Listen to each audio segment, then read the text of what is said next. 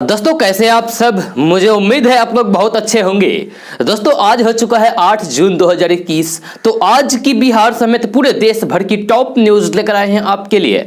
दोस्तों video start करने से पहले आपसे एक रिक्वेस्ट है, अगर आप नए आए इस चैनल पर तो फिर चैनल को सब्सक्राइब करके बेल आइकन को भी प्रेस कर दीजिए और साथ में वीडियो को लाइक कर दीजिए, अपने दोस्तों के साथ शेयर भी कीजिए।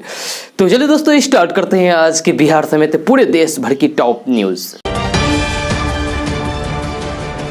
दोस्तों आज की न्यूज में सबसे पहले जानते हैं कि बिहार में रहने वाले बहुत से लोग ये जानना चाहते हैं कि बिहार में मानसून कब आएगी। तो अगर मौसम विभाग की माने तो अगले 10 दिनों के भीतर बिहार में मानसून की दस्तक हो जाएगी, यानी कि 15 से 18 जून के बीच बिहार में मानसून आने की संभावना दिखाई देती है। जी हां, भारतीय मौसम विभाग के वैज्ञानिकों के मुताबिक देश के दक्षिणी पश्चिमी हिस्सों से मानसून अच्छी तरीके से बढ़ रहा है। जी हां, और अगले 10 दिनों में बिहार झारखंड तक पहुंच जाएगा। इस साल पहले से भी ज्यादा बारिश होने के आसार नजर आ रहे हैं। आपको बता दें कि 15 जून के बाद बिहार में हल्की बारिश होने और 40 किलोमीटर प्रति घंटा की रफ्तार से हवाएं चलने का अनुमान भी लगाया गया है।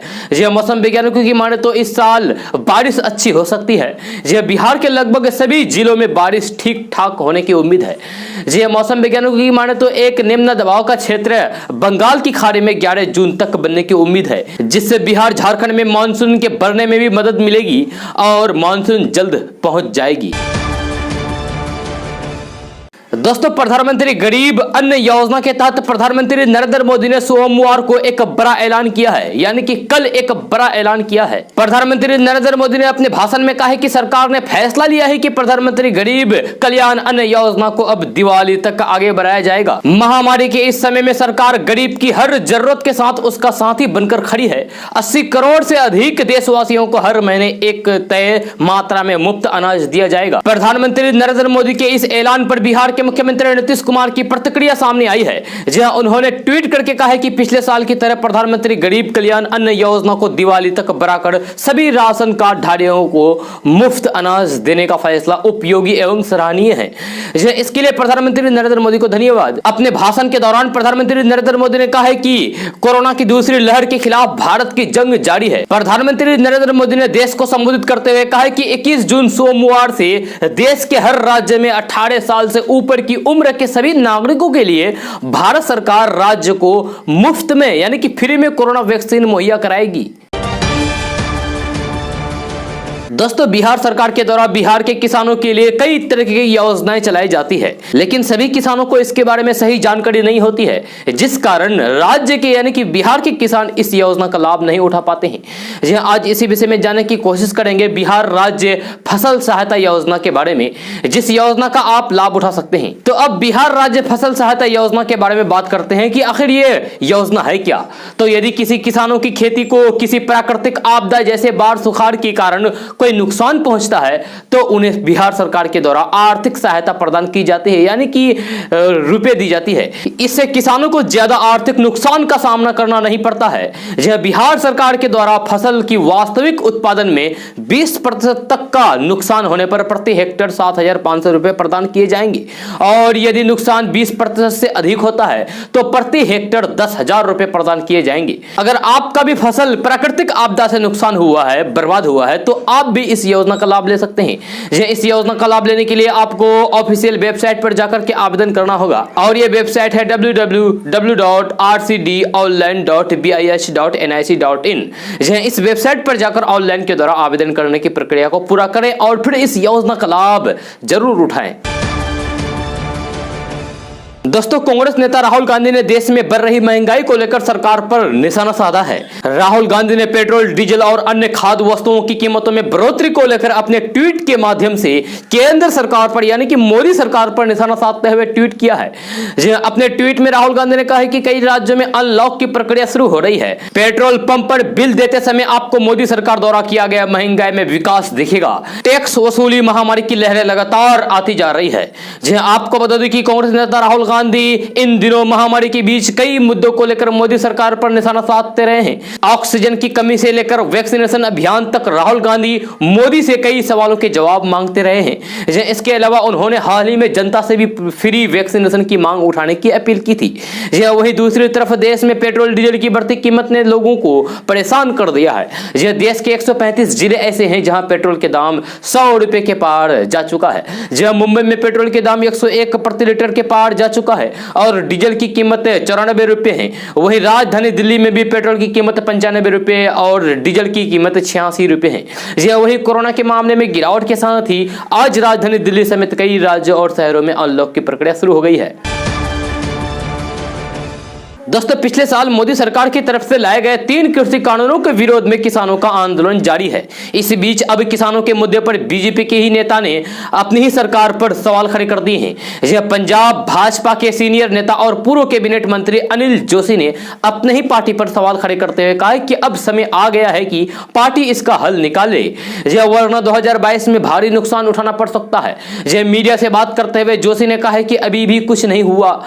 अगर भाजपा ने अभी भी इस अवसर का लाभ नहीं उठाया तो फिर पार्टी को 2022 के चुनाव में इसका परिणाम भुगतना पड़ेगा। साथ ही उन्होंने कहा कि पंजाब भाजपा 15 दिनों के भीतर किसानों को लेकर अपने रुख को स्पष्ट करें। आपको बता दें कि हाल ही में संयुक्त किसान मोर्चा की ओर से अनिल जोशी की मॉल का घेराव किया था और अन्य जगहों पर मोदी सरकार के 3 कृषि कानूनों की प्रतियां जलाई थी। दोस्तों, कांग्रेस के अल्पसंख्यक प्रकोष्ठ का प्रमुख सैयद इमरान प्रतापगढ़ी को बनाए जाने का विरोध न सिर्फ पार्टी कार्यकर्ता कर रहे हैं बल्कि मुस्लिम संगठन भी विरोध में उतर आए हैं। इसकी वजह यह है कि इमरान प्रतापगढ़ी ने कभी कांग्रेस संगठन के लिए काम नहीं किया है और वे सिर्फ पार्टी के प्रचार कर रहे हैं। उन्होंने 2019 में मुरादाबाद से लोकसभा चुनाव लड़ा था लेकिन हार गए थे। अपनी नियुक्तियों के बाद इमरान प्रतापगढ़ी ने ट्वीट करके कहा कि नेतृत्व और अल्पसंख्यक विभाग द्वारा व्यक्त किए गए विश्वास पर खरा उतरने के लिए मैं कड़ी मेहनत करने की कोशिश करूंगा। लोगों के मुद्दे के लिए मैं सड़कों पर उतरूंगा। लेकिन इमरान प्रतापगढ़ी की नियुक्ति के खिलाफ पार्टी कार्यकर्ता समेत मुस्लिम संगठन भी कर रहे हैं। दोस्तों, बिहार की राजधानी पटना में रहने वाले लोगों के लिए अच्छी खबर आ रही है। मिली जानकारी के मुताबिक अपराध की घटनाओं को रोकने के लिए सरकार राजधानी में 4000 स्थानों पर सीसीटीवी कैमरे लगाए जा रही है। खबर के मुताबिक पटना स्मार्ट सिटी लिमिटेड की ओर से राजधानी पटना में अपराध नियंत्रण विधि व्यवस्था को बनाए रखने और ट्रैफिक नियमों को पूरी तरीके से लागू करने को लेकर सीसीटीवी कैमरे लगाई जाएगी। इससे अपराधियों पर भी नजर रखा जाएगा। आपको बता दें कि पटना के हर पॉइंट को कवर करने की योजना है। चप्पे चप्पे पर सीसीटीवी कैमरे लगाए जाएगी। इसको लेकर निगम बोर्ड की बैठक में जानकारी दी गई है। साथ ही साथ पटना में करीब 4000 कैमरे लगाने की भी बात कही गई है। दोस्तों, बिहार के नवादा जिला में एक ऐसा भी गांव है जहां शाम होते ही घर वाले घर छोड़कर चले जाते हैं। शाम होते ही इन गांव के लोग अपना घर छोड़कर पूरे परिवार के साथ दूसरे गांव चले जाते हैं। अगले ही दिन से फिर वापस अपने घर लौटते हैं। फिर शाम होते ही वही सिलसिला शुरू हो जाता है। अगर आप ये समझ रहे हैं कि ये किसी भूत प्रेत के खौफ से ऐसा करते हैं तो ये गलत है। यहाँ लोगों को अपने परिवार के मारे जाने का डर तो है लेकिन उसका कारण कुछ और बताया जा रहा है। यह डर ऐसा है कि इसे दूर करने में प्रशासन भी कामयाब नहीं हो पा रहा है। यह मामला नवादा जिला के रोह थाना से जुड़ा हुआ है जहां काजीचक और दुर्गापुर के ग्रामीण पूरी तरीके से पलायन कर रहे हैं। हालात यह है कि दोनों गांव के अधिकांश घरों के पुरुष सदस्य नहीं के बराबर हैं। बताया गया है कि दोनों गांव के घरों में बच्चों के अलावा बालिग और बुजुर्ग मर्द घर में नहीं रहते हैं। इतना ही नहीं, रात के समय में बच्चे और महिलाएं भी घर में ताला लगाकर आसपास के गांव की ओर पलायन कर जाते हैं, यानी कि चले जाते हैं। यह सुबह अपने जानवरों की देखभाल के लिए घर वापस आते हैं और खाना खाने के बाद रात को फिर से घर छोड़कर घर में ताला लगाकर वापस दूसरे गांव लौट जाते हैं अपने छोटे छोटे बच्चे के साथ। यह आमतौर पर पलायन जैसी घटना प्राकृतिक आपदा या फिर भूत प्रेत के डर से होती है, लेकिन इन दोनों गांवों के साथ ऐसा कुछ भी नहीं है। बताया गया है कि काजीचक और दुर्गापुर और मरुई गांव में हुई सांप्रदायिक तनाव जैसी स्थिति हो गई थी, जिसके बाद काजीचक और दुर्गापुर के ग्रामीण पूरी तरीके से पलायन कर गए। इन्हें डर था कि कहीं असामाजिक तत्वों द्वारा फिर से हमला ना कर दिया जाए। वहीं कुछ ऐसे भी थे जिन्हें पुलिस की गिरफ्तारी के भय ने घर छोड़ने पर मजबूर कर दिया। दोस्तों पिछले महीने की 14 तारीख को ही प्रधानमंत्री नरेंद्र मोदी ने पीएम किसान सम्मान निधि योजना के तहत किसानों को मिलने वाली 8वीं किस्त जारी कर दिया था।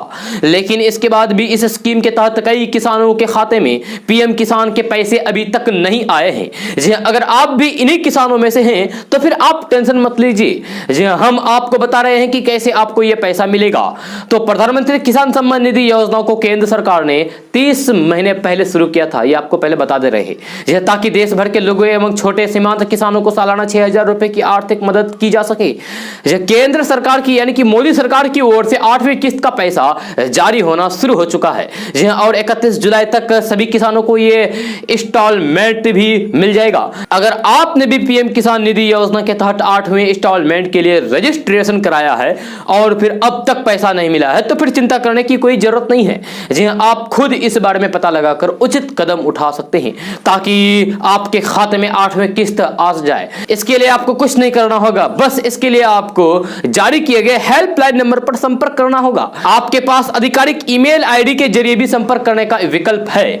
जी हां, ऑप्शन है। अगर आपका भी पीएम किसान योजना के तहत पैसा नहीं आया है आपके अकाउंट में तो आप अपने मोबाइल स्क्रीन पर दिए गए मोबाइल नंबर पर संपर्क करके पता कर सकते हैं या फिर ईमेल आईडी के जरिए भी पता कर सकते हैं। जी हां, आपके मोबाइल स्क्रीन पर दिया गया है यह नंबर, आप इससे पता कर सकते हैं। तो चलिए दोस्तों अब बात करते हैं आज से 24 साल पहले की। तो साल 1997 में जब लालू प्रसाद यादव का नाम चारा घोटाले में आया तो चारों तरफा आलोचनाओं और दबावों के कारण उन्हें मुख्यमंत्री पद से इस्तीफा देने को मजबूर होना पड़ा। जी हां, उन्होंने अपनी पत्नी राबड़ी देवी को बिहार का मुख्यमंत्री बना दिया। मुख्यमंत्री पद को लेकर जब एक इंटरव्यू में राबड़ी देवी से सवाल पूछा गया तो उन्होंने कहा कि ये राज हमें एमएलएज ने दिया, सिर्फ लालू प्रसाद के कहने से थोड़ी ना दे देते। राबड़ी देवी के मुख्यमंत्री बनने के बाद वरिष्ठ पत्रकार लाओलिन सिंह ने उनका इंटरव्यू किया था। इंटरव्यू के दौरान लाओलिन सिंह ने राबड़ी देवी से सवाल पूछते हुए कहा कि अगर आपको आपके पति लालू प्रसाद यादव ये राज ना देते तो क्या आप राजनीति में आती। इस पर राबड़ी देवी ने कहा कि मेरे पति मुझे राज कैसे दिए, ये राज हमें एमएलएज ने दिया, यह सिर्फ लालू प्रसाद यादव के कहने से थोड़े ना दे देते। इस इंटरव्यू के दौरान लाओलिन सिंह ने राबड़ी देवी से यह भी सवाल पूछा कि क्या आप मुख्यमंत्री बनने से पहले भी राजनीति में दिलचस्पी लिया करती थी। इस सवाल के जवाब में राबड़ी देवी ने कहा कि मुख्यमंत्री बनने से पहले वे घरेलू काम किया करती थी और लालू यादव भी राजनीति किया करते थे। यह साथ ही जब लाओलिन सिंह ने यह पूछा कि क्या मुख्यमंत्री बनने से पहले आपकी जिंदगी अच्छी थी या अब अच्छी हो गई है तो उन्होंने मुस्कुराते हुए कहा कि पहले ही अच्छी थी। राबड़ी देवी से इंटरव्यू के दौरान यह भी सवाल पूछा गया कि क्या आप सरकारी कामकाज में अपने पति लालू प्रसाद यादव की भी मदद लेती है। इस सवाल के जवाब में उन्होंने कहा कि क्यों हम उनसे मदद लें, किसी फाइल में उनसे विचार विमर्श करते हैं। साथ ही राबड़ी देवी ने कहा कि मेरे मुख्यमंत्री बनने के बाद वो कई महीनों तक जेल में भी रहे हैं, उस दौरान भी मैंने बिना मदद के सरकार चलाई। 1997 में जब लालू प्रसाद यादव को चारा घोटाले में मुख्यमंत्री पद से इस्तीफा देना पड़ा था तब उनके राजनीतिक विरोधियों को लगा कि लालू प्रसाद यादव का राजनीतिक कैरियर अब खत्म होने की कगार पर है। लेकिन राजनीतिक के शानदार खिलाड़ी लालू प्रसाद यादव ने ऐसी चाल चली कि हर कोई अवाक रह गया। लालू प्रसाद यादव ने अपनी पत्नी राबड़ी देवी को मुख्यमंत्री बना दिया। बेहद ही कम पढ़ी लिखी राबड़ी देवी ने भी लालू प्रसाद यादव की गैर मौजूदगी में सरकार की कमान संभाली और लंबे समय तक बिहार की मुख्यमंत्री बनी रही। दोस्तों बिहार में अल्पसंख्यकों द्वारा दलित उत्पीड़न के मामले में इजाफा होने के बाद सरकार में शामिल भाजपा ने चिंता जाहिर की है। जी हां, बिहार प्रदेश अध्यक्ष डॉक्टर संजय जायसवाल ने राज्य की कानून व्यवस्था पर सवाल उठाते हुए फेसबुक पर एक पोस्ट शेयर किया है। इसमें उन्होंने सीमांचल के किशनगंज और पूर्णिया की घटनाओं का हवाला देते हुए कहा कि प्रशासन निर्दोषों पर ही कार्रवाई कर रहा है। जी हां, प्रदेश भाजपा अध्यक्ष संजय जायसवाल ने सुशासन की पुलिस की कार्यशैली पर सवाल खड़ा करते हुए यहां तक कह डाला है कि हाल के दिनों में अल्पसंख्यक समाज के लोगों का दलितों और कमजोर वर्ग के लोगों पर जुल्म बढ़ गया है। पुलिस उल्टे दोषी के साथ निर्दोष को भी फंसाकर जेल भेज रही है। उन्होंने कहा कि बिहार में दलितों के विरुद्ध अल्पसंख्यकों की तरफ से जो कुछ किया जा रहा है वह वाकई बेहद चिंताजनक है। जहां बिहार के हालात को लेकर उन्होंने पश्चिम बंगाल चुनाव के बाद वहां हुए दलितों पर अत्याचार और 1947 में आजादी के बाद पाकिस्तान के तत्कालीन दलित कानून मंत्री योगेंद्र नाथ मंडल के कहने पर दलित समाज के ऊपर बांग्लादेश में हुई हिंसा को याद किया गया। डॉक्टर संजय जायसवाल ने अपने पोस्ट में लिखा है कि कल रामगढ़वा के धनगरवा गांव में सूचना मिली है कि दलित समाज के लोगों के रास्ते को कुछ अल्पसंख्यक समाज के लोगों ने ईंट की दीवार बनाकर बंद कर दिया है। मेरी पलनवा थाना प्रभारी से बात हुई और उनके साथ अंचल अधिकारी ने खुद स्थान पर जाकर दिक्कत का निदान कर दिया। बीते कुछ दिनों में इस तरह की घटनाएं काफी बढ़ गई है। ये घटनाएं अचानक किशनगंज और पूर्णिया जिले में भी बढ़ गई है। दोस्तों, पश्चिम बंगाल की राजनीति में खेला होबे ट्रेंड होने के बाद अब उत्तर प्रदेश में खदेरा होबे जैसे शब्द गढ़े जा रहे हैं। यह दरअसल पिछले कुछ दिनों में सूबे की राजनीति में काफी उठापटक देखने को मिला है। जहां आरएसएस और भाजपा के केंद्रीय मंत्रियों की बैठकों का दौर चला, जिसके बाद सरकार और संगठन में बदलाव की संभावनाओं की खूब चर्चा हुई। यहां तक कि नेतृत्व परिवर्तन तक की बात होने लगी थी। इन्हीं घटनाक्रमों पर समाजवादी पार्टी के नेता आईपी सिंह ने अपनी टिप्पणी की है। आईपी सिंह ने कहा है कि अब योगी आदित्यनाथ के मठ जाने का समय आ गया है। आईपी सिंह ने अपने ट्विटर अकाउंट से कई ट्वीट किए जिसमें उन्होंने मुख्यमंत्री योगी आदित्यनाथ पर निशाना साधा। जहां अपने एक ट्वीट में समाजवादी पार्टी के नेता आईपी सिंह ने लिखा है कि बंगाल में खेला हॉबी की अपार सफलता के बाद अब उत्तर प्रदेश में जोरदार खदेरा हॉबी।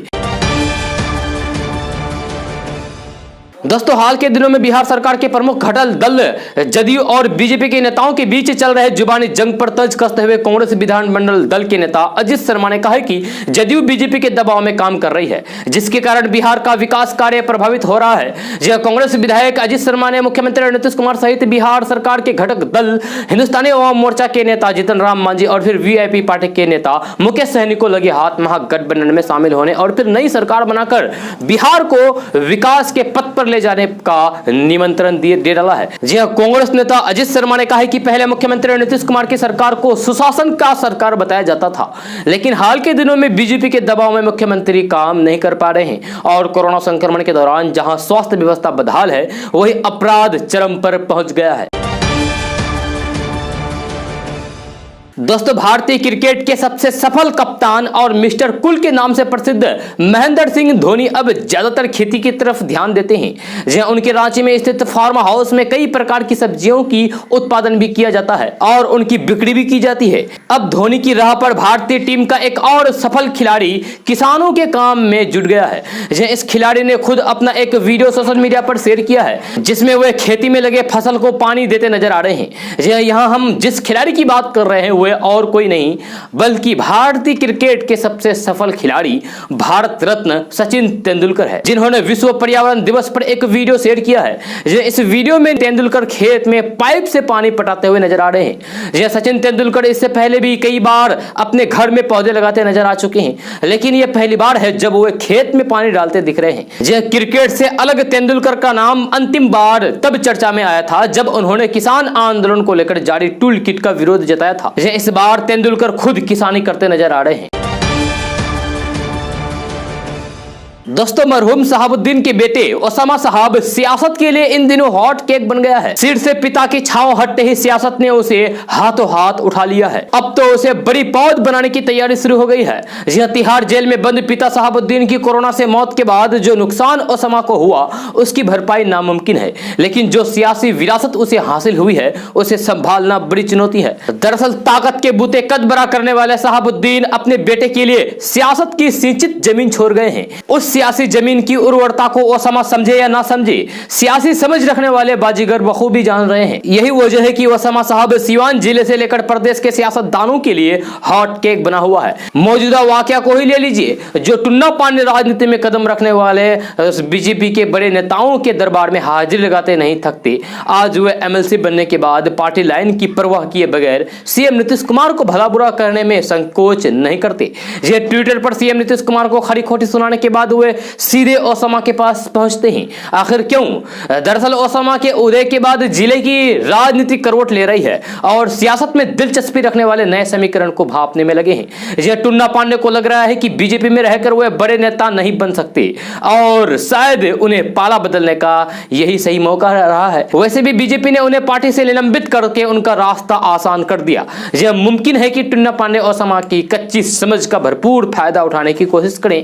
ऐसा हम इसी इसीलिए कह रहे हैं क्योंकि ओसामा के दरबार में बैठने वाले सभी राग दरबारी है जो उसे अपने नफा नुकसान के मुताबिक सियासी पाठ पढ़ाएंगे। ऐसा कतई नहीं हो कि जो लोग शहाबुद्दीन के लिए वफादार बने फिरते थे वे ओसामा के लिए भी उतनी ही हमदर्दी रखें।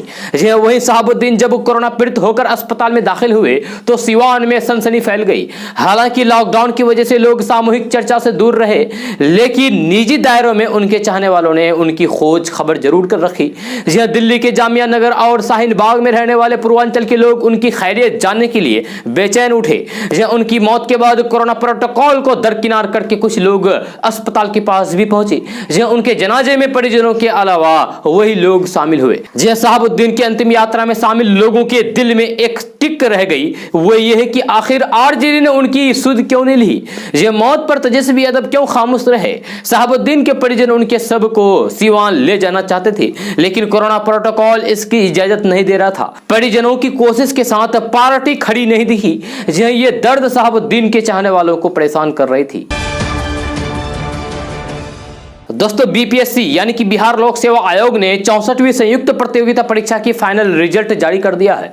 जी अंतिम परीक्षा परिणाम में 14 से 54 अभ्यर्थी का चयन हुआ है। नतीजा में दरभंगा जिला के लक्ष्मी सागर के रहने वाले अनुराग आनंद तीसरे टॉपर घोषित किए गए हैं।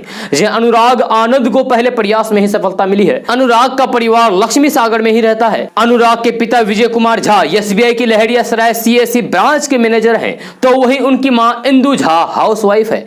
अनुराग आनंद के एक बड़े भाई हैं अभिषेक आनंद, वे न्यू इंडिया इंश्योरेंस कंपनी में काम करते हैं। जैसे ही परिवार में सूचना आई है कि बेटा टॉपर बना है तो परिवार में खुशी की लहर दौड़ गई। जी हां, बधाई के लिए परिवार के साथ शुभ चिंतकों का फोन आना शुरू हो गए। दोस्तों आपको एक तस्वीर दिखाने जा रहे हैं और आपको आगे बताएंगे कि यह तस्वीर कहां की है। जी तो तस्वीर में दिख रही, जो आप अभी तस्वीर देख रहे हैं, इस तस्वीर में दिख रहा बांस के सहारे खड़ा एक पाइप कब तक चलेगा, जी इस बात की कोई भी गारंटी नहीं है। नल जल योजना में निर्धारित मानक के उल्लंघन का यह जीता जागता उदाहरण है। जी ग्रामीण कई बार इस व्यवस्था को लेकर सवाल उठा चुके हैं, लेकिन इसकी सुध न ही स्थानीय जनप्रतिनिधियों ने ली है और न ही प्रशासनिक अधिकारियों ने। जी ये तस्वीर ग्रामीण इलाकों में चल रही नल जल योजना के व्यवस्था की सच्चाई को खुद ही बयां कर रही है। यह तस्वीर बिहार के गोपालगंज जिला के बैकुंठपुर प्रखंड के अजबी नगर पंचायत के वार्ड नंबर 6 मझवलिया में लगाए गए नल जल योजना के पानी की टंकी की है। यह यहाँ पंप हाउस के पास किए गए बोरिंग से निकलने वाले पाइप को बांस के सहारे खड़ा किया गया है, जो आप तस्वीर में देख लिए हैं। दोस्तों संयुक्त राष्ट्र यानी कि यूनाइटेड स्टेट के 193 सदस्य देशों की ओर से 2015 से 2030 एजेंडों के रूप में अपनाए गए एसडीजी की रिपोर्ट में पिछले साल की तुलना में 2 पायदान फिसलकर भारत 117वें स्थान पर आ गया है। एक नई रिपोर्ट में यह जानकारी सामने आई है। इस बार भारत नेपाल, भूटान और बांग्लादेश जैसे देशों से भी पिछड़ गया है। जी भारत में पर्यावरण की स्थिति रिपोर्ट 2021 में सामने आया है कि पिछले साल भारत का स्थान 115वें था और अब वह 2 स्थान और नीचे चला गया है। एवं सत्य औद्योगिकीकरण को बढ़ावा देने जैसे बड़ी चुनौतियां अब भी देश के सामने हैं। इसमें बताया गया है कि भारत का स्थान 4 दक्षिणी एशिया देशों भूटान, नेपाल, श्रीलंका और बांग्लादेश से भी काफी नीचे है। दोस्तों बिहार के अधिकांश गांवों में सड़कों और पुल पुलियों की क्या स्थिति है, इस बात से सभी वाकिफ है। लेकिन आज हम आपको बक्सर जिले के ऐसे गांवों के बारे में बताने जा रहे हैं जहां देश की आजादी के 73 साल बाद भी गांव तक पहुंचने के लिए एक सड़क तक मौजूद नहीं है। जी हाँ, सड़क नहीं होने की वजह से आम दिनों में तो परेशानी होती है, लेकिन जब बरसात का मौसम नजदीक आता है तो फिर कीचड़ की वजह से चलना दुभर हो जाता है। जी हाँ, दरअसल बिहार के बक्सर जिले में स्थित डुमराव गांव में कुछ दिनों पहले ही बेमौसम बरसात हो जाने के कारण लोगों के पास भारी संकट की स्थिति पैदा हो गई है। यह 2-3 दिन पहले हुई एक शादी के दौरान एक दूल्हे को कंधे पर बैठाकर तकरीबन 3 किलोमीटर दूर तक कीचड़ और पानी में बचते बचाते हुए लेकर जाने का एक वीडियो सोशल मीडिया पर सामने आया है। यह पूछने पर स्थानीय लोगों ने बताया है कि यह समस्या सालों से बनी हुई है, लेकिन इस पर ना तो जनप्रतिनिधि और ना ही अधिकारी ध्यान देते हैं। जी आपको बता दूं कि बक्सर जिले के डुमराव अनुमंडल मुख्यालय से 20 किलोमीटर दूर में स्थित नचाब पंचायत के पुरेना गांव में मुख्य सड़क से गांव में जाने के लिए कोई रास्ता नहीं है। यह सड़क की सुविधा नहीं होने की वजह से लोग 3 किलोमीटर तक पैदल चलने को मजबूर हैं। लंबे समय से सड़क की मांग कर रहे ग्रामीणों का कहना है कि उनकी मांग पर कोई सुनवाई नहीं होती है। ग्रामीणों ने बताया है कि हल्की बारिश होने के बाद कच्चे रास्ते से गाड़ियों का आवागमन बंद हो जाता है। ऐसे में लोगों को बचते बचाते पैदल मुख्य सड़क तक जाना पड़ता है। दोस्तों, देश में इन दिनों खाने वाले तेलों के दाम आसमान छू रहे हैं। इन्हीं में से एक सोयाबीन तेल है। जी हां, सोयाबीन तेल की कीमतें भी तेजी से बढ़ी है, मगर इन दिनों सोयाबीन की चर्चा की कीमतों की वजह कम और नेपाल की वजह से ज्यादा हो रही है। जी हां, दरअसल नेपाल इन दिनों बड़ी मात्रा में सोयाबीन और पाम तेल भारत निर्यात कर रहा है, यानी कि भारत भेज रहा है। लेकिन हैरानी वाली बात यह है कि वहां ना तो सोयाबीन की खेती होती है और न ही पाम की खेती होती है। जी, नेपाल के अलावा इस खेल में पड़ोसी बांग्लादेश भी शामिल है। जी आखिर सोयाबीन तेल का पूरा खेल क्या है, आइए समझते हैं थोड़ी सी। दरअसल एक समझौता है जिससे कि नेपाल और बांग्लादेश जैसे पड़ोसी देश अपने यहाँ की कुछ चीजें भारतीय बाजार में बेच सके। इसके लिए दक्षिण एशियाई शुल्क मुक्त व्यापार क्षेत्र गठन किया गया है। जी मगर इसी समझौते का दुरुपयोग जमकर नेपाल द्वारा किया जा रहा है। खबर यह है कि नेपाल और बांग्लादेश के व्यापारी सस्ते दामों पर बाहर से सोयाबीन और पाम तेल मंगाकर उसे शुल्क मुफ्त का फायदा उठाकर भारत भेज रहा है। इसकी वजह से भारत के व्यापारियों को नुकसान उठाना पड़ रहा है, यह जो इन तेलों का आयात करते हैं। यह साथ ही भारत सरकार को भी हर साल करोड़ों का घाटा लग रहा है। यह सरकार को हर साल करीब 1200 करोड़ रुपए के राजस्व का नुकसान हो रहा है। यह जानकार कहते हैं कि इस मामले में नेपाल और बांग्लादेश नियमों की धज्जियां उड़ा रहे हैं। भारत सरकार ने जीरो ड्यूटी पर निर्यात की छूट वहां बनी चीजों पर दी है, मगर नेपाल और बांग्लादेश बाहर से तेल मंगाकर भारत भेज रहे हैं। ये देश पाम ऑयल मलेशिया और इंडोनेशिया जैसे देशों से मंगा रहे हैं। वहीं सोयाबीन तेल ब्राजील और अर्जेंटीना से मंगा रहे हैं। दोस्तों, बिहार के लोगों को भले ही मई महीने तक गर्मी का एहसास नहीं हुआ हो, लेकिन जून के पहले हफ्ते में प्रचंड गर्मी झेलनी पड़ रही है। जी हां, मई तक बारिश से मालामाल बिहार के लोग अब गर्मी का सितम झेल रहे हैं। प्रचंड ताप की वजह से ना तो दिन को चैन है और ना ही रात को सुकून है। बिहार के अधिकतर इलाकों के लोग गर्मी और उमस झेल रहे हैं। वातावरण में नमी की वजह से आर्द्रता का साथ पाकर सूरज की किरणें प्रचंड हो रही है। यह मौसम वैज्ञानिक इसे हीट इंडेक्स बता रहे हैं, जिसमें नमी की वजह से तापमान से 2 से 3 डिग्री अधिक तापमान का एहसास कराता है। यह दरअसल इस बार मई महीने में कुछ दिनों के अंतराल पर बारिश होती रही है, इस वजह से गर्मी का एहसास नहीं हुआ। पिछले साल भी गर्मी के सितम से बिहार के लोग बच गए थे और इस साल भी अधिकतम तापमान 35 के पार शायद ही कभी गया था। अब जब पारा 36 और 38 डिग्री के पार पहुंचा तो फिर लोग बेहाल रहे। मौसम एक्सपर्ट का कहना है कि मानसून का प्रसार लगातार जारी है। यह बाग डोगरा तक आ गया है। मानसून के बिहार आगमन में 1-2 दिन की देरी हो सकती है। अगले 2 से 3 दिन में इसका मूवमेंट बताएगा कि 10 से 15 जून के बीच किस दिन बिहार में दस्तक देगा। मौसम वैज्ञानिकों का कहना है कि अभी धरती जितना तपेगी मानसून उतना बेहतर होगा। इधर बंगाल की खाड़ी में एक डिप्रेशन विकसित हो रहा है जो मानसून करंट के प्रसार के लिए बेहतर है। दोस्तों, इमारत सरिया बिहार, उड़ीसा और झारखंड के अगला अमीर शरीयत कौन होगा, इसको लेकर अब चर्चा का दौर शुरू हो गया है। जी हां, आखिर अब अमीर शरीयत कौन होंगे, यह प्रश्न खास इसीलिए है क्योंकि पिछले 3 अप्रैल को हिंदुस्तान के मारूफ आलिम दीन, विख्यात इस्लामिक स्कॉलर और इमारत सरिया बिहार, उड़ीसा और झारखंड के अमीर शरीयत मौलाना सैयद मोहम्मद वली रहमानी की मौत के बाद से अमीर शरीयत का पद खाली है। ऐसे में लोगों की निगाह अब अगले अमीर शरीयत कौन होगा इस पर टिकी है। आपसी विचार विमर्श का दौर शुरू हो गया है कि हमारा अगला अमीर शरीयत कौन होगा। इमारत शरिया के नियम अनुसार अमीर शरीयत के इंतकाल के बाद 3 माह के अंदर अमीर शरीयत का चुनाव हो जाना है। जी हां, जब तक अमीर शरीयत का चुनाव नहीं हो जाता है, ऐसे में नायाब अमीर शरीयत पूरे कामकाज को देखेंगे। दोस्तों, बिहार में मैट्रिक पास को सरकारी नौकरी मिलेगी। ये नौकरी सैनिक स्कूल नालंदा के द्वारा दिया जाएगा। जो लोग यहाँ नौकरी करना चाहते हैं तो आधिकारिक वेबसाइट पर जाकर पहले नोटिफिकेशन को पढ़ लें। इसके बाद आवेदन की प्रक्रिया को पूरा करें। खबर के अनुसार जनरल कर्मचारी और PEW PTI सह मैट्रन के पदों पर भर्ती को लेकर युवाओं से आवेदन आमंत्रित किए हैं। जो युवा अभी तक आवेदन नहीं किए हैं वो 11 जून 2021 तक आवेदन कर सकते हैं। इसके बाद आवेदन की प्रक्रिया समाप्त हो जाएगी। आपको बता दो कि इन पदों पर चयन के लिए कोई एग्जाम नहीं लिया जाएगा, बल्कि मेरिट लिस्ट के आधार पर इंटरव्यू के द्वारा युवाओं का चयन किया जाएगा। इच्छुक उम्मीदवार ऑफलाइन के द्वारा फटाफट आवेदन की प्रक्रिया को पूरा करें और फिर नौकरी पाने का सपना साकार करें। अगर आप भी आवेदन करना चाहते हैं और नौकरी पाना चाहते हैं तो इसके लिए सबसे पहले आपको नोटिफिकेशन पढ़ना होगा। नोटिफिकेशन पढ़ने के लिए आपको वेबसाइट पर जाना होगा और ये वेबसाइट है www.sainikschoolnalanda.bih.nic.in। दोस्तों, बिहार में बीजेपी और जेडीयू के बीच चल रही तकरार एक बार फिर से तेज हो गई है। जेडीयू नेता उपेंद्र कुशवाहा ने बिहार को विशिष्ट राज्य का दर्जा देने की मांग उठाई। इस पर केंद्रीय मंत्री गिरिराज सिंह के करीबी और बीजेपी नेता ने हमला बोला है। बीजेपी युवा मोर्चा के राष्ट्रीय उपाध्यक्ष संतोष रंजन राय ने कुशवाहा पर सवालिया निशान उठाते हुए ट्वीट किया है। संतोष ने अपने ट्वीट में कहा है कि जब आप केंद्र में थे तो केंद्रीय विद्यालयों के लिए सीएम नीतीश कुमार से जमीन मांगी थी।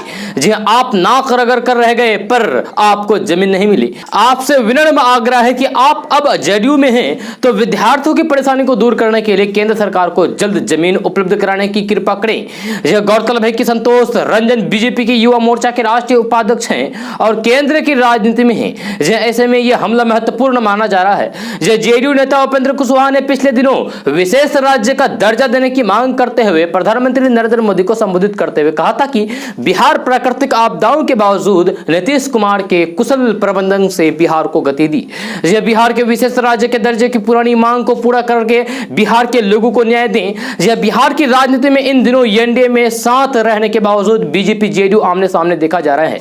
कुछ दिन पहले बीजेपी से निकाले गए नेता और सह एमएलसी तुन्ना पांडे ने सीएम नीतीश कुमार के ऊपर लगातार हमला बोल रहे थे और गंभीर सवाल खड़े किए थे।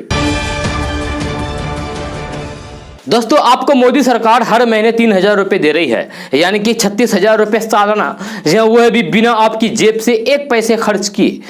सुनने में भले ही यह अटपटा लग रहा है, लेकिन यह 16 आना सच है। अगर आप पीएम किसान के लाभार्थी हैं तो फिर आपके लिए एक सुनहरा मौका मोदी सरकार दे रही है। आप 36,000 रुपए सालाना पाने के हकदार है। पीएम किसान मानधन योजना का लाभ उन सारे किसानों को मिल सकता है जो पीएम किसान सम्मान निधि के लाभार्थी हैं। मानधन योजना के लिए कोई दस्तावेज नहीं देना होगा। वहीं इससे जुड़कर आप जेब से बिना खर्च किए 36,000 रुपए सालाना पाने का हकदार हो जाएंगे। पीएम किसान मानधन योजना के तहत छोटे और सीमांत किसानों को हर महीने पेंशन देने की योजना है, जिसमें 60 साल की उम्र के बाद हर महीने 3,000 रुपए पेंशन दी जाती है। यदि कोई किसान पीएम किसान सम्मान निधि का लाभ ले रहा है तो उसे पीएम किसान मानधन योजना के लिए कोई दस्तावेज नहीं देना होगा, क्योंकि ऐसे किसान के पूरे दस्तावेज भारत सरकार के पास है। जब पीएम किसान सम्मान निधि योजना से प्राप्त लाभ में से सीधे ही अंशदान करने का विकल्प चुनने की छूट है। इस तरह किसान को सीधे अपनी जेब से पैसा नहीं खर्च करना पड़ेगा। 6,000 रुपए में से उसका प्रीमियम कट जाएगा, यानी कि जेब से बिना खर्च किए किसान को 36,000 सालाना भी मिलेगा। वैसे अगर पीएम किसान सम्मान निधि के लाभार्थी नहीं है तब भी इस योजना का फायदा उठा सकते हैं। दोस्तों, आज का न्यूज़ बस यहाँ तक। कैसा लगा जरूर अपना सुझाव दीजिएगा नीचे कमेंट बॉक्स में कमेंट करके। अगर आप नए हैं इस चैनल पर तो फिर चैनल को सब्सक्राइब करके बेल आइकन को भी प्रेस कर दीजिए और साथ में वीडियो को लाइक कर दीजिए, अपने दोस्तों के साथ शेयर भी कीजिए। तो चलिए दोस्तों, फिर मिलते हैं अगले वीडियो में। जय हिंद, जय बिहार।